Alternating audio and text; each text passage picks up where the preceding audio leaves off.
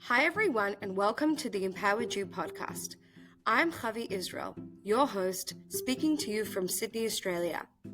After October 7, I found myself in uncomfortable situations, not sure how to respond or navigate. That's why I created the Empowered You, first an organization and now a podcast to equip you with the knowledge, skills and tools surrounding Israel and your Jewish identity. In each episode, we'll explore various topics from multiple perspectives so that you can feel informed, empowered, and proud of who you are. Thank you for joining me on this journey. Hello, Peter. Javi, hi, how are you? I am good. How are you going on this? Going fantastic. This lovely day, except it started to pour. That's okay. Still a lovely day. Still a lovely day. Peter, it is such an honor to have you here today. Thank you so much. And I would love for you to tell us a little bit about where were you born and raised. Tell us about your childhood. Okay, I was born in Prague, Czechoslovakia, just after the war. During Russian occupation, our country had been occupied by the Nazis during the war. And then after the Nazis were defeated, the Russians came in. In a lot of ways, the Russians were worse than the Nazis. So we were forced to escape, the whole family. With the aid of people smugglers, we managed to get across the border and eventually made our way to Austria, Vienna, and from there to Australia. And here we are now, lucky country. Wow, so you are, I guess, you were born outside of Australia, so would you call yourself an immigrant? Well, I came here when I was 5, so I've grown up as an Aussie. So we're what you call refugees. Refugees. We escaped communist oppression, yes. And lucky. Very lucky, yeah. I remember when we were going across the border one time, a Russian border guard spotted us, and one of the guys in charge of our party, the people smuggler, pulled out his revolver and shot him in the face right in front of my eyes. Oh my gosh. So that was pretty challenging. A hell of a way to get across the border. I am sure. Where in Australia did you and your family go? We first of all went to bono, which was the refugee camp in Victoria, and eventually we made our way to Sydney. And I grew up basically in North Sydney, Crow's Nest. That's where I grew up my whole childhood. So you are a criminal barrister, which we're going to get into all of that. Yes. Did you always know that you wanted to be a criminal barrister? No. Initially I was going to be a doctor. I studied medicine for 3 years, and unfortunately medicine wasn't for me. I failed all my exams, so then I bummed around a few years, did a lot of different jobs. Eventually realised I couldn't be a bum my whole life, so I came back to uni, law school, and studied law and became a lawyer. Amazing. Was there something that pushed you? Did you want to fight for justice? What was it that made you? Yeah, I think Dad was a lawyer, and I've always been attracted to the idea of fighting for justice. I have a deep-seated hatred for injustice wherever I see it, and whenever I see injustice, I will move heaven and earth to fix it, and I love helping people.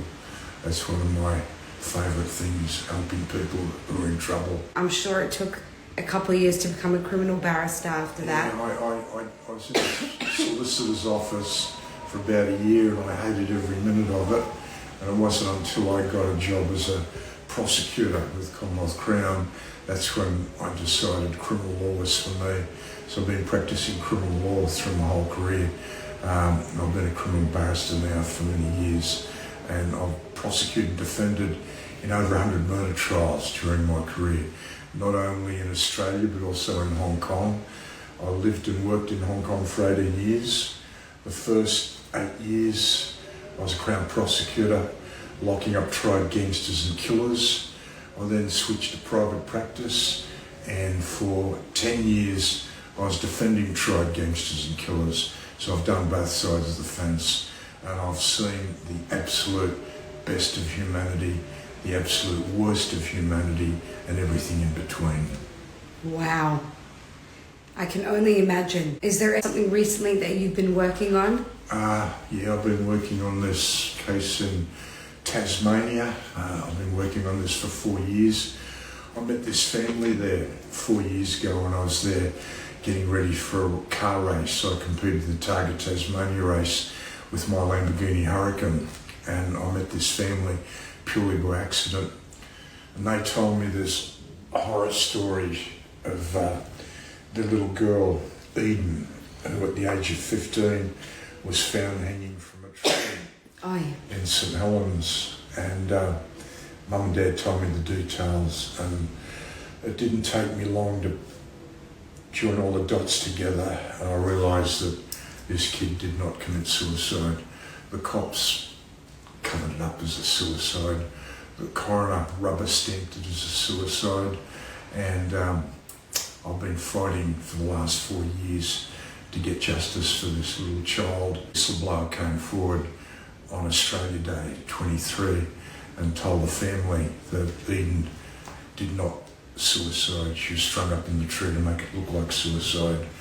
And shortly after that, witnesses started coming forward out of the woodwork. And I spent weeks and weeks driving all around Tasmania and Victoria, hunting down these witnesses that had come forward and obtaining witness statements from them. Yeah. So I now have a total of 20 witness statements, a record of interview and other evidence which proves conclusively that he did not commit suicide. She was the victim of foul play. See that you really fight for justice, Well, and you'll go to all the nths, like you said, driving around, finding witnesses. yeah. It's something that's really important to you. Like I said, I've got a burning hatred for injustice, and whenever I see injustice like this and people who have been absolutely downtrodden by the system, by the government, the police, the judiciary and all the politicians, I will move heaven and earth to fix it. So how did you get involved with the Jewish community? Or did you always have an interest in the Jewish community? Or was it October 7 that sparked this newfound interest? Okay, I've always been a great admirer of Israel. Israel is just a fantastic story. Israel is surrounded by enemies on all sides, and every time the enemies rise up and try to kill Israel, Israel fights back. But the best part of all, Israel always wins, and I admire that tremendously. And I admire the Jewish people tremendously. They're all overachievers, they all succeed. The Holocaust was an absolute disaster. What happened on the 7th of October is a second Holocaust, and that was absolutely disgusting what happened there.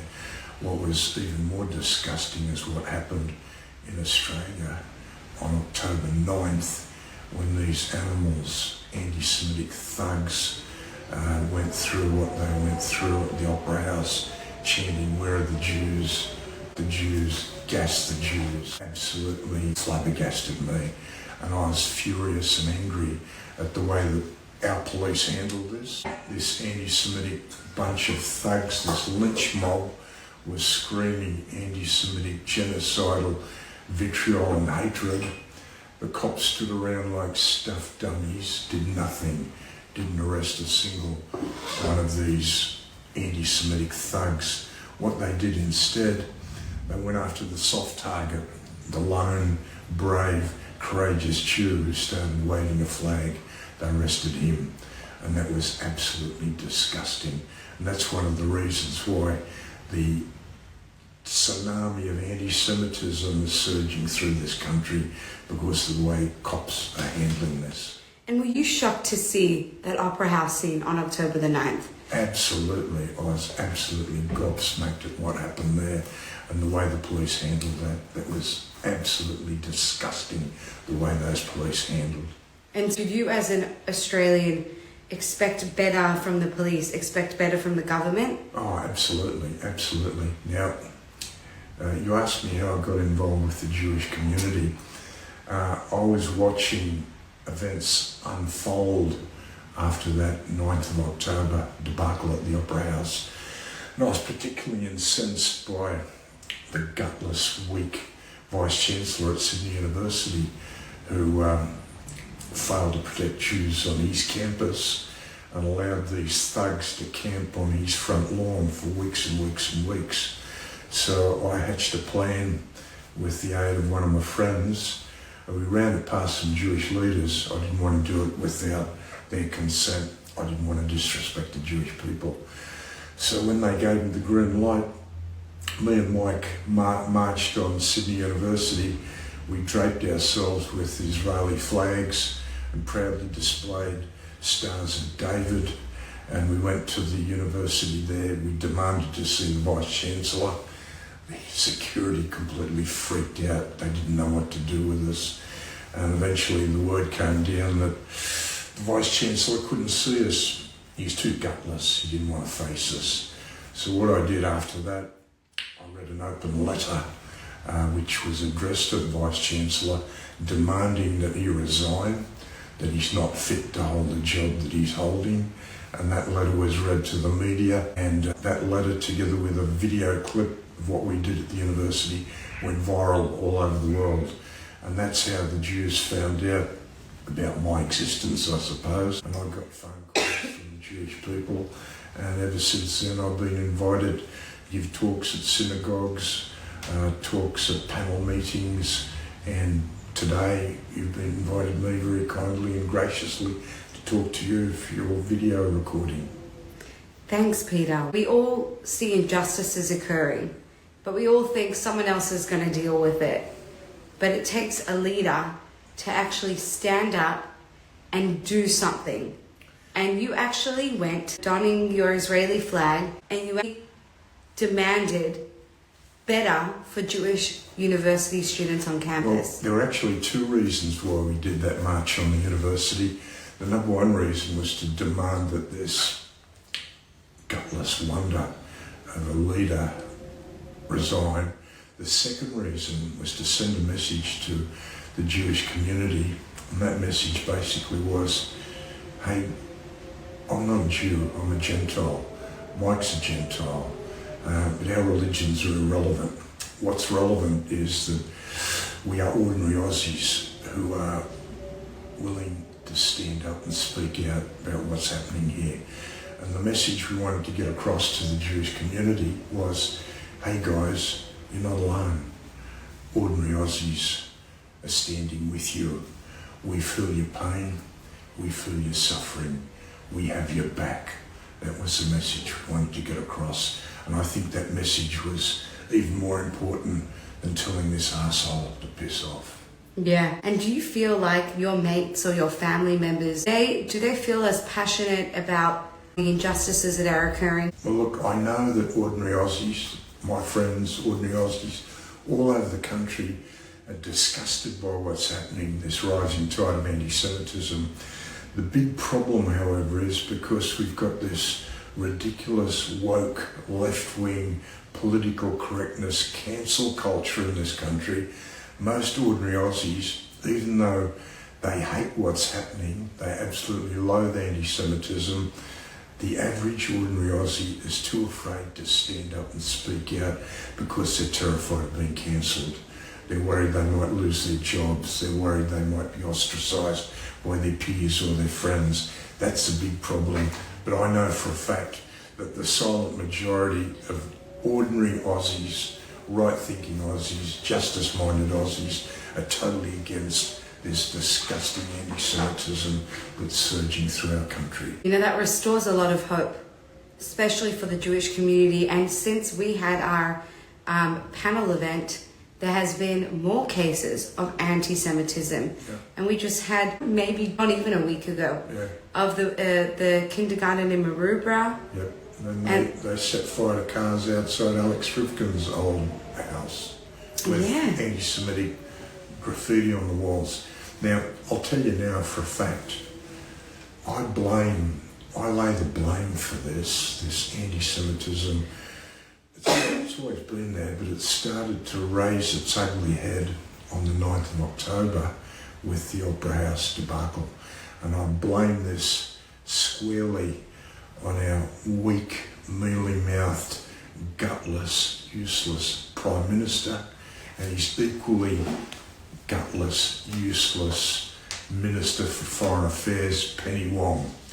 These two individuals, between them, have done everything in their power to totally destroy the valuable relationship that this country has with Israel. And guess what? They've succeeded beyond their wildest dreams. Anthony Albanese is an absolute disgrace. It's taken him 15 months to get off his backside and finally order a cabinet meeting, a national cabinet meeting about this stuff. He refused to kick out of the country that disgusting individual who purports to be the ambassador for Iran, who's repeatedly made genocidal, disgusting, vilifying comments about Israel. He's refused to kick him out.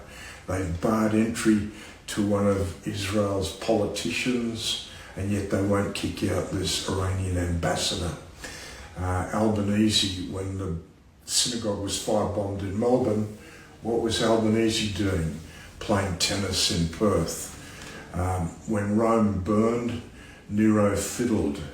When the synagogue burned, Albanese played tennis. Now, Judas Iscariot betrayed Christ for 30 pieces of silver. Albanese betrayed Israel and Aussie Jews for a handful of Muslim votes. That's what this is all about.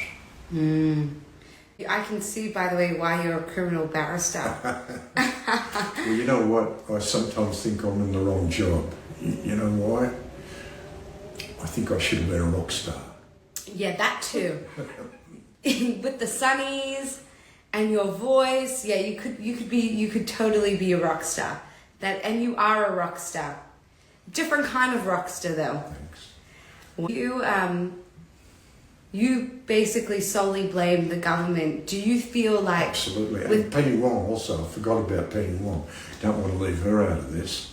Now, Penny Wong, every single motion in the United Nations, every single vote has been against Israel's interests. Every chance this woman gets, she demonises Israel. She demanded that a ceasefire occur, an unconditional ceasefire. How on earth can you have an unconditional ceasefire when hostages are still rotting in Hamas dungeons? The other thing that this woman has done, she refused point blank to visit the atrocity sites in Israel where innocent people were murdered and slaughtered and tortured and raped. She refused to visit. What a slap in the face to Jewish people. What a slap in the face to Israel. And now she's got the audacity to go and visit Auschwitz. How dare she? There's been a petition put out now to bar her from going, and I'll be the first person to sign that permission. This woman should not be allowed anywhere near Auschwitz. It's the ultimate in hypocrisy. Absolute ultimate in hypocrisy. And do you have any hope with the upcoming elections that's going on in Australia? Who do you think will win the upcoming elections? It's a no-brainer, lay down the zone. When you look at this Albanese government, every single thing they've touched has turned to shit. Whether it's climate, energy, housing, the economy, inflation, immigration, and this final anti-Semitic issue is the straw that broke the camel's back. They're going to be out of here. There's no way they can remain in power. And I'll tell you what, Aussie Jews are going to be far safer under Dutton's leadership than they have been under the leadership of these two idiots who are purporting to run this country. So you have hope that the Liberal Party will win? Absolutely. I not only have hope, I'm convinced that they will. Albanese's out. Who's going to forget the debacle of him buying a 4.3 million beach house when people are struggling to pay their mortgages, struggling to pay rent, struggling to buy groceries? Who's going to forget Albanese picking up the phone and asking his good mate Alan Joyce to give him upgrades on Qantas? What an absolute nutter joke. This guy is an absolute clown. He's an insult to everybody's intelligence. He's got to go. Penny Wong's got to go. All the clowns that are in the Labor Party have to go. It's an absolute must. I could not agree with you more. And I think that people who are in power, they have to use that power for good. And it's scary that when people who are in power allow bad behavior to continue, this is what happens. And we see specifically for Jewish people here in Australia, like you said, October 9, they should have gone down hard. Absolutely. And they didn't, and it led, as Alex Rifchin says, it's going to end up with a dead body. I mean, I hope not, but if things are not dealt with and nipped in the bud, it will lead. Well, Gillian Siegel, the special convoy for anti-Semitism, she advised Albanese to set up a royal commission to investigate these disgusting activities going on at the universities. He refused. What they're doing instead, the Attorney General Dreyfus is setting up a parliamentary inquiry. What a joke. What an absolute waste of time, money and effort. Parliamentary inquiry will achieve absolutely nothing. They need a royal commission, and Albanese's too gutless to order a royal commission. That should have been done from day one. The police are an absolute joke in this country. I said earlier that they stood there like stuffed dummies when this anti-Semitic lynch mob were chanting "Gas the Jews" and went after a soft target. Similar thing happened in Sydney not long ago. I actually was going to defend this guy in court. There was a similar lynch mob hurling abuse outside, I think it was the Great Synagogue in the city. This mob was chanting, hurling vitriolic abuse towards terrified Jews who were inside lockdown. It was an unlawful protest. They didn't have authority for it. Again, the cops were standing around like stuffed dummies doing nothing. Not one person was arrested. Not one person was ordered to move on. Jews were in lockdown, terrified, and nothing was happening. This guy drove past in his car, a very brave lone Jew, got out of the car and started waving an Israeli flag. Good on him. He's got the balls to face these anti-Semitic thugs. And guess what the cops did? They go after the soft target. They don't arrest any of the thugs who are breaking the law. They arrest the lone brave Jew. They bundled him into a police car after handcuffing him. And guess what? The mob were cheering and clapping as this happened. They bundled him off to Surrey Hills Police Station, hit him with a $550 fine. When I heard about this, I was outraged and I spoke to him. I offered to defend him in court if he wanted to fight it. But what people don't realise, what these idiots in power don't realise, every time that Albanese stuffs up, every time Penny Wong votes against Israel's interest in this useless anti-Semitic United Nations, the mullahs in Iran are cheering, the Hezbollah leaders are cheering, the Hamas leaders are cheering, the Houthi leaders are cheering. Our government is providing aid and comfort to the enemy. They're supporting terrorists, they're encouraging terrorists, and then it's no surprise that when we've got a government like this in power that does absolutely nothing, but demonstrates almost a pathological hostility towards Israel, of course, all these cockroaches are going to come crawling out from under their rocks. They're all going to want to jump on the bandwagon. They're all going to want to join the lynch mob because they know that it's been encouraged by our Prime Minister and his idiotic Foreign Affairs Minister. They're encouraged to do it, and especially when the cops do nothing. The cops stand by and do nothing. The cops are actually working for the terrorists by arresting lone brave Jews. That's what the cops are doing. And the mullahs in Iran cheer every time they see that footage. And what's happening with that guy who was, given that fine and taken away quite aggressively by the police? Okay. Is he fighting? Okay, look, I was ready to go to court for him. I already had witnesses lined up who were in the synagogue that day. I asked them to preserve the CCTV footage. We were ready to rock and roll and go to court. But he just returned from a skiing holiday in Japan. his wife broke a knee, she's got to have surgery, and she begged him not to go ahead with it, so I've got to respect his wishes.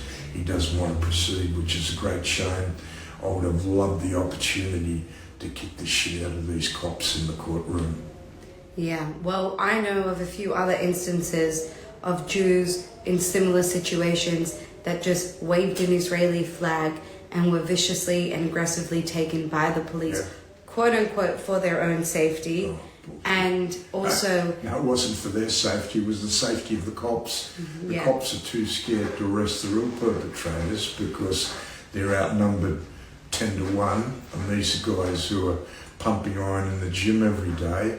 The lone Jew who's unfolding an Israeli flag, he's all alone. He doesn't have his mates there, so it's much easier for the cops to go after him than to arrest these real thugs because the cops might get a punch in the mouth. That's Totally. So I want to, well, whoever listens to this podcast, if they need to get in touch with you, they know that you're the right guy. Absolutely. I'll defend them in court pro bono, won't charge a penny. Amazing. And now I just want to take a bit of a navigation away from all the politics. You recently shared with me a story where you were at Manly Beach. Yeah, that is quite a good story. I think this happened not too long after we did the panel. I think it was 2 days after. 2 days after panel night. Yeah. I was down at Manly Beach where I used to work as a professional lifeguard. And this young woman, I was sitting outside the surf club, this young woman came running up towards the club in tears, quite distressed. She asked me where the lifeguard office is. I said, it's upstairs. And I said, what's the problem, miss? And she said, I've just been racially vilified by this guy down on the beach. And I asked her what had happened, and she was down there on the beach, and this big buffhead thug was sitting there with his young son, and his young son was about 9 years old, torturing one of those lizards that live up in the bushes. They're called water lizards or monitors. And he's dragging this lizard through the surf by the tail. And the lizard's on the verge of drowning. And this idiot father, covered in tats, smoking a cigarette, was laughing and egging the kid on. So the lady was outraged, and she said to the guy, look, please stop your son doing that, torturing the lizard.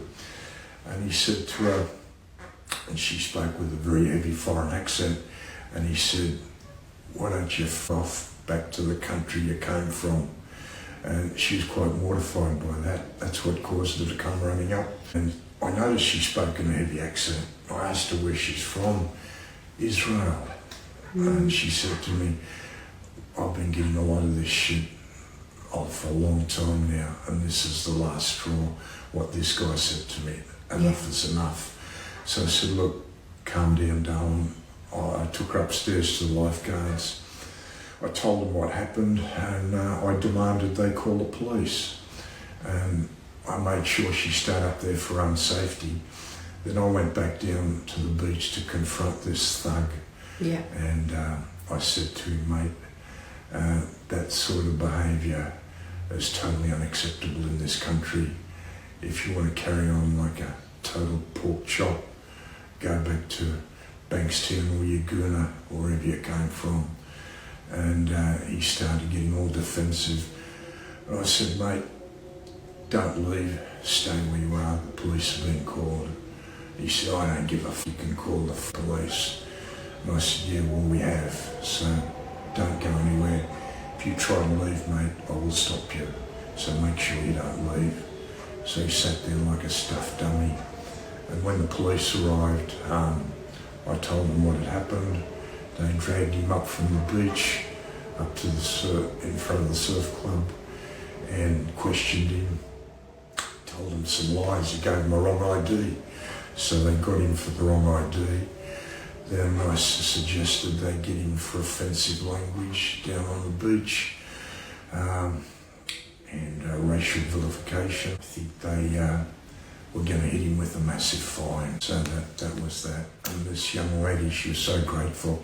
She gave me a big hug and a kiss on the cheek. She was very happy. I was pretty disgusted. I said to her, look, Miss, please don't judge all Australians by this. Most Aussies are okay. Seeing stuff like this makes me ashamed to be Australian. We're not all like that, I promise you. Well, I know that. Thank you. This story to me was a very powerful story because if I was in such a situation, and specifically Jewish people were in such a situation, we would be so scared, I would just run away. Yeah. That's what I would have probably left the beach because I would have felt scared or uncomfortable. And the reason why this story is so inspiring is because you took agency, and so did that lady by coming to the surf life-saving group. And guess what? This guy is a thug. He's a thug. He's a thug. Yeah. And thugs like him deserve to get a consequence. They have to be held accountable. They have to be held accountable. And even if he got a $500 fine, it's something, and that deters people because he's going to be more careful next time he's on the beach. Next time you want to racially vilify someone, just think of the fine, mate, and think of me.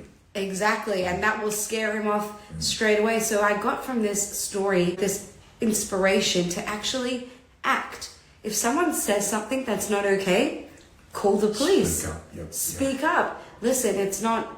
I understand that sometimes we don't want to deal with it. And that guy, for example, who was given that fine and we were going to do his case pro bono, his wife obviously has to have a procedure.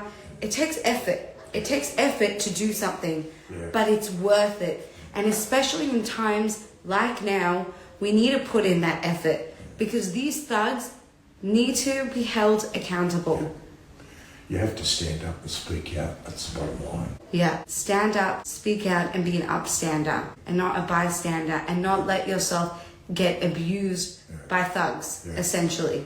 Well, when she's down on the beach, she's surrounded by all these people who are just looking on at what was happening, but not one person lifted a finger to help her. It wasn't until she ran up to the surf club and encountered me that any help was offered to her. Yeah, we believe in the idea of divine providence. Everything happens for a reason. You meet people through people, and everything is dictated by God one way or another. So thank God you were there. Because perhaps if you weren't there, maybe the lifeguards would have said to her, don't worry about it, move to a different area. I insisted they call the police. I made sure they did. And I dealt with the police when they arrived. I told them I was a criminal barrister, and I told them what I wanted done, and they did it. Unbelievable. And Peter, have you ever been to Israel before? Never, but I'd love to. It's on my bucket list. I've been given invitations by my Jewish friends. They want me to come to Israel, and I would love to go to Israel, absolutely. And when you watch, the news and you see, Israel is committing a genocide, or Israel is an apartheid state, or Israel is committing ethnic cleansing, what do you feel about that? That's complete and total bullshit. What people have to remember is what happened on October 7th. Israel didn't start this war. This war was started by Hamas and Hezbollah. What sort of disgusting animals gang rape young Israeli women with foreign objects so savagely that their pelvises are shattered both before and after they're murdered? What sort of disgusting pigs torture children in front of their parents in front of their children before they're savagely slaughtered? What sort of cowards hide behind their citizens as human shields to protect themselves? What sort of gutless wonders execute hostages to prevent them from being rescued? And it's just absolutely disgusting. And what Israel is doing, it's fighting a just war. It's fighting for its very existence. It's fighting a war of right against wrong, justice against terrorism. I fully applaud what Israel is doing. Every single citizen that was killed in Gaza and Lebanon was the fault of Hamas and Hezbollah because they use human shields. They're the ones responsible for the casualties, not the Israelis. They deliberately wanted to inflate and expand the casualties for their own propaganda purposes to attract the sympathy of idiotic left-wing Western media. What an incredibly disgusting indictment on our Australian government that Australia has attracted an international warning for Jews not to come here. It's not safe. What sort of an indictment on the government that Australian Jews feel safer in Israel with all these missiles flying around than they do in their own country, Australia. Absolutely disgusting. And everything that's happening in the Middle East right now is the fall of Iran and its proxies, who are determined to have only one state. They're not interested in two states. They want the river to the sea. They want to annihilate Israel. What Israel is doing is fighting for its life, and it's an absolute disgrace that Anthony Albanese has betrayed them and doesn't support them. This is so clear to you. Did it take you time to come to this conclusion, or you always knew it? Or for you it's just so obvious, this is good and this is pure evil? Look, I've seen the previous occasions when Israel was attacked, the Yom Kippur War. Time and time again, Israel's enemies have risen up to try and kill it. Time and again, Israel fights back and always wins. When I heard about those atrocities on October 7, Israel had no other choice but to go in and going hard. And you don't fight a war with one hand tied behind your back, as Penny Wong would have you do, or Tennis Elbow Albanese would have you do. You've got to fight with every weapon at your disposal, and you've got to fight to win. None of this bullshit of ceasefires, unconditional ceasefires. You fight to win, and they have won. They brought Hezbollah to their knees. How good were those walkie-talkies and the pagers? The whole world should be thanking Israel on their knees for taking all these terrorist thugs off the street who blew their hands off and blew their dicks off with these pagers and walkie-talkies. What a brilliant stroke that was from the Mossad.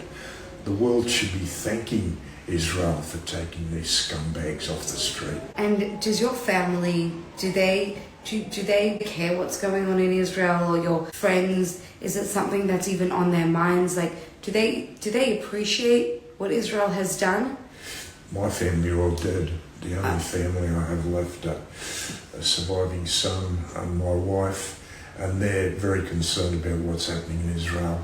They're on board. They're fully supportive of what I'm doing. Yeah. And all my friends know what's happening in Israel. All mainstream Aussies know what's happening in Israel, but they need to be educated. They need people to stand up and speak out and tell them what's happening, and they need people to remind them of what happened on the 7th of October. Yeah. Everyone's talking about the 40,000 plus casualties in Gaza. Well, guess what? They were caused by Hamas, not by Israel, using them as human shields. Everybody forgets about the October 7 atrocities, what these animals and pigs did. Even today I had to go to the doctor, and I was waiting and I was watching the TV, and there are hostages that were released. Yeah, these 4 soldiers. The one that really interested me was Nama Levy. Yeah. Little Nama, she was kidnapped by these animals, and I remember seeing images of her, blood-stained, hands tied behind her back. The back of her trousers was soaked in blood. She'd obviously been gang raped and sodomised, and then bundled out of a boot of a car into another car. The other thing that disgusted me is these pigs parading through the streets of Gaza in the back of utilities, the dead naked bodies of Israeli girls covered in blood that had been sodomised and gang raped by these pigs. Those are images I'll never forget. And whenever I think of those images, I cheer and applaud Israel for what they've done. Yeah.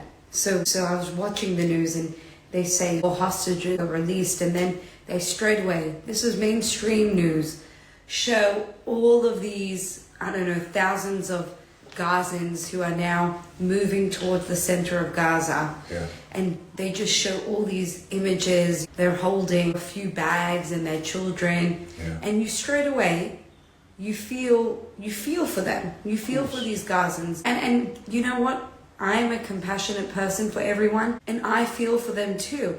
But like you said, I don't blame Israel. I blame Hamas, the leadership that they, voted in for. But it's like straight away the media, the focus isn't on October 7. The focus isn't on that there were 4 human beings, girls, that were taken and ripped out of their base. Actually, 2 of them were ripped out of their apartments in Kfar Aza and were taken captive. It's outrageous. And so I wonder if I am seeing this, and I obviously am feeling emotional for the Gazans because it sucks and I feel for them. I do. I can have compassion for everyone. I wonder, what is the regular Aussie thinking? Because for me as a Jew, I remember October 7. But what about regular Aussies? It's something that I'm always thinking about when I'm watching the mainstream TV. Well, look, I see these images of Gazans and the suffering they're going through. But to be realistic, you've got to remember that's the fault of Hamas. Hamas caused all this. Those Gazans are the victims of Hamas. They're not the victims of Israel. Hamas caused all this suffering when they started this war. Hamas caused this suffering when they committed the atrocities on the 7th of October. When I look at these young girls who've just been released, I just don't think of the time they spent in captivity. I think about the horrors that they had to endure, to be gang raped and sodomised by these pigs who are holding them in these dark dungeons for months and months and months. That's what I think of. But do you think that the regular Aussie is thinking of that? That's what I want to know. They're not, because the media, the left-wing media, tries to slant it all against Israel in favour of Gaza. Israel is the big villain, Israel's the demon, Gaza are the victims. Yeah, of course they're the victims. They're the victims of Hamas, not Israel. Hamas started this war, not Israel. Israel is now finishing it. I'm sure they're falling for what they watch on the media and what they see on TikTok and social media. In a matter of seconds, they're watching such misinformation. Yeah. Does it scare you? Yeah, it does. It's propaganda. It's left-wing propaganda perpetrated by the left-wing media who have been sucked in by the bullshit perpetrated by Hamas, that all these casualties were caused by Israel. They weren't. They were caused because Hamas were using these people as human shields for their own propaganda purposes. The average Aussie doesn't understand that. They need to be educated. So moving forward, how can we educate the average Aussie? What do you think is the solution? By getting people like me platforms to speak up about it on mainstream media. Australian Jewish News is interested in talking to me. You're doing this with me. I'll be giving speeches in synagogues. I'm happy to talk to anyone who's willing to listen, to educate them about what's really happening and set the story straight, set the record straight. And have you been doing that with your mates or with your neighbours? Absolutely. I've been getting into arguments with some people about this. One idiot who's a staunch Labor supporter was defending Albanese on all of this bullshit. And I then reminded him of the atrocities of October 7, and that completely shut him up and put him in his place. And have you lost any friendships over being an Israel supporter? Yeah, I have. In Tasmania, I've lost some friendships because people disagree with my views. That's okay, they're entitled to disagree with my views. And if they want to jettison the friendship over that, they weren't real friends in the first place anyway. Friends are supposed to be able to have their own opinions and debate these opinions, but that's what the trouble is in this country. You've got this cancel culture, left-wing political correctness, woke ideology where other people's opinions don't count. The only opinions that count are the ones that accord with your own. If you've got a different opinion, I'll try and cancel you. That's the problem in this country. But thank God now, with Trump getting into power, I think we're beginning to see the end of all this woke nonsense in the Western world. What you call woke nonsense is that lines are blurred, where suddenly pure evil is becoming justified and acceptable. Yeah. Where rape is justified and violence is justified. Yeah. And it's like, where is our moral compass? Yeah. You've got these idiots screaming at these rallies every Sunday. You've got some people in the Greens who actually condone what Hamas did. Complete loss of the moral compass. Israel's fighting for its life. It's fighting a just war. It's good against evil, democracy against terrorism, and everything Israel is doing, I applaud and absolutely endorse. And what do you think about these protests from a legal perspective, because you're a criminal barrister? I feel like these protests are not anymore freedom of speech, as they say. They are actually inciting hate and inciting violence. So from a legal perspective, theoretically speaking, could we sue the government, or what can we do to ensure that these protests are not continuing? This is also disrupting regular Aussies. This is disrupting their lives. With Christmas, they were wanting to protest and covering up the Christmas decorations. I've heard a story of a busker who was just busking. He paid for that permit to busk, and the police shooed him away and allowed these protesters to protest. Why isn't regular Aussies outraged, and why are they not doing anything? Or what can we actually do to stop these protests? I can tell you right now that ordinary Aussies have had a gut full of this nonsense, having to put up with this bullshit every Sunday after Sunday after Sunday. Ordinary Aussies have had a gut full of it. And this is one of the reasons Albanese and these clowns are going to get kicked out of office, because they haven't put a stop to this. I'm a big believer in freedom of speech. I'm totally against censorship, and I've exercised my own freedom of speech in various situations. Yeah. And freedom of speech includes the freedom to offend. And I often offend people with my freedom of speech. And my attitude is, if you're offended by anything I say or anything I do, tough shit, get over it, get a life, get a sense of humour. But freedom of speech does not extend to vilification, inciting hatred, inciting violence, inciting genocide. That's not freedom of speech. That should be stamped out. That should be made illegal. And the high time the authorities cracked down on that and put a stop to it. Was those stupid protests. They're absolutely meaningless. They're not going to make one slightest bit of difference in what's happening in Israel. What I say to these idiots who are screaming abuse every Sunday at these rallies, who are whinging and protesting against what's happening in Israel, well, if you really want to make a difference, get on a plane and fly over to Gaza and take on the IDF. See how you go. Grow up and do that. It's pretty easy standing around with a mob of your mates screaming abuse. That's easy. That's gutless. That's cowardly. If you want to really make a difference, grow some balls and go over there and fight. And is there anything from a legal standpoint that we can actually do? Well, they have to tighten the laws. There's already laws in place about the display of terrorist symbols like the Hezbollah flag.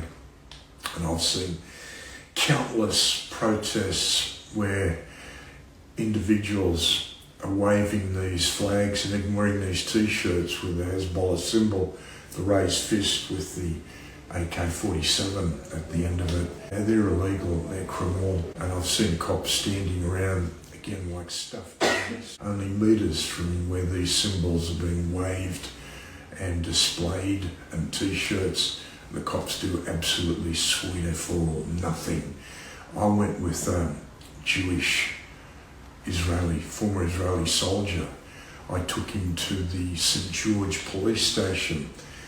He had uncovered evidence of criminal activity, the actual manufacture of these illegal terrorist symbols, the Hezbollah symbols. He had the evidence in the form of videos and telephone conversations. I went with him to the police station because I knew that if he went alone, the cops would have told him to f off. So I went with him to ensure that they took him seriously. And when I introduced myself and they knew I was a criminal barrister, they bent over backwards to be polite, courteous, well-mannered, and took a full witness statement from him, assured me it was going to be passed on to the anti-terrorist squad. And guess what happened? Absolutely nothing. Jack shit. Not one thing was done. Have you chased it up at all? Well, my friend has chased it up and he was told that there's going to be no further action on this. Absolute joke. And this is why anti-Semitism is raging in this country, because these anti-Semitic thugs and cockroaches know they can get away with it. Nothing's going to happen to them. Let me tell you the reason for anti-Semitism. It's not rocket science. Anti-Semitism is the ultimate tall poppy syndrome. Jews have always been the victims of anti-Semitism because they're successful.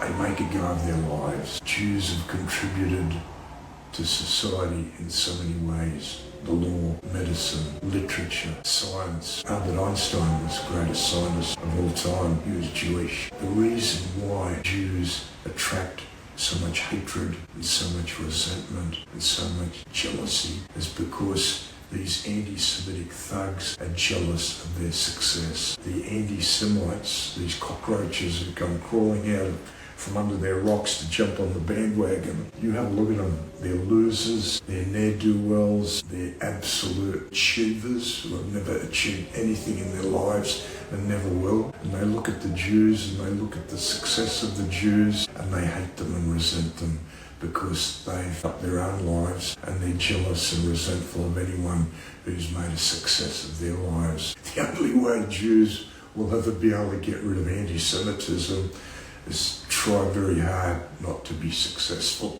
Well, I hear that, and I think it's definitely a true element to why anti-Semitism exists, but I think that even when Jews are quote-unquote not successful, for example, the years where the biggest genocide in human history was happening, it was a bit more, depends where historians say it started in 33 or 39. Holocaust. So the Holocaust, exactly, and yesterday was the 80th anniversary. Yeah. But even when we weren't successful and we were literally being gassed or being rounded up and forced to, be naked and dig our own graves and then shot to death and then buried alive.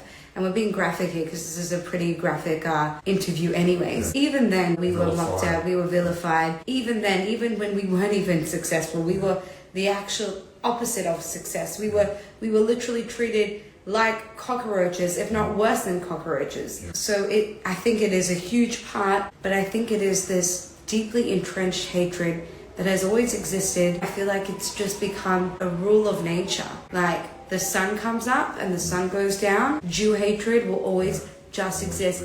And I do believe that there is a whole element of jealousy because Jews tend to be successful. But you know why I say Jews are successful? We're successful, I believe, because we have been persecuted. Wherever we go, we come to a new country with nothing but the clothes on our back. Yeah. Literally, we look at, Frank Lowy, for instance, one of the wealthiest Jewish Australians. He is a Holocaust survivor. Yeah. He came to this country with nothing. Hard work is in our blood. And we build ourselves up. And then what happens? We get kicked out again. People always say, where are you from? And I'm an Ashkenazi Jew. So my ancestry comes back from Poland and Germany and Ukraine. But really, I say to people, well, I'm actually from Israel. But I was kicked out of my homeland in 70 CE when the Romans destroyed the Second Temple.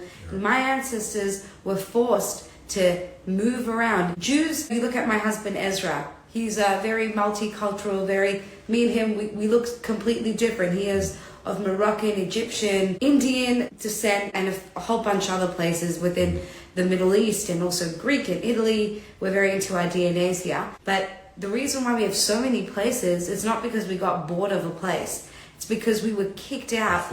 We were forced out, and we weren't just expelled. We were tortured, we were murdered. Europe is entrenched with Jewish blood, and so we've been forced to just work hard. I think that idea of also being persecuted and discriminated has forced us to also work hard, stick together, and we support each other. Because at the end of the day, we feel as Jews, and I'm speaking for myself, but also for many other Jews that I've encountered, at the end of the day, we only have each other as Jews. And for us right now, what's going on, it is horrendous. As you said, I'm an Australian and I love Australia and I was born in this country and I'm so grateful to be Australian. But yeah, I'm thinking about my future. Me and Esri, we're a young couple. We're in our late 20s and we're like, where's our future going to be? And you don't feel welcome here anymore. No. What's happening? Yeah. No. And I think of my future in Israel. And I'm so grateful that I have Israel. Yeah. But it upsets me that we've even gotten to this stage. And like you said, we're going to please God, have a change in government and hopefully things will change. That's why I say Albanese's on the way out.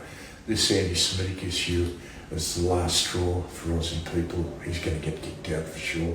They've stuffed up everything else they've done in this country.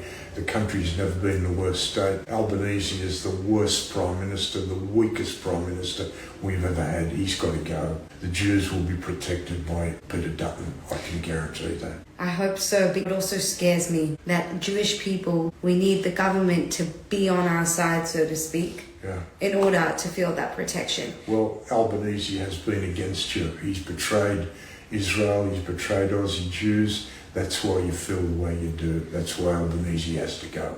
But it's the whole concept that we need good people in government who have their heads screwed on straight to ensure our safety and security. Yeah.